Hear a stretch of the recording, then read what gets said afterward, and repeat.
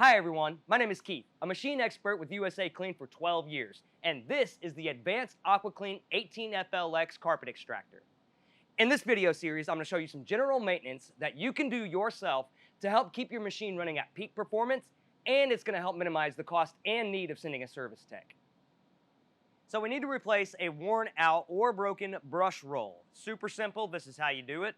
Get yourself a flathead screwdriver, come in on the one side here with the clip and just pry it out.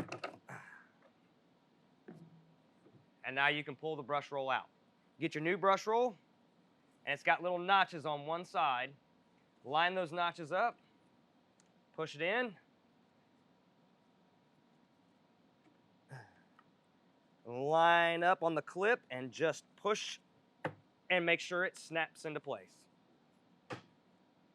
And you're done.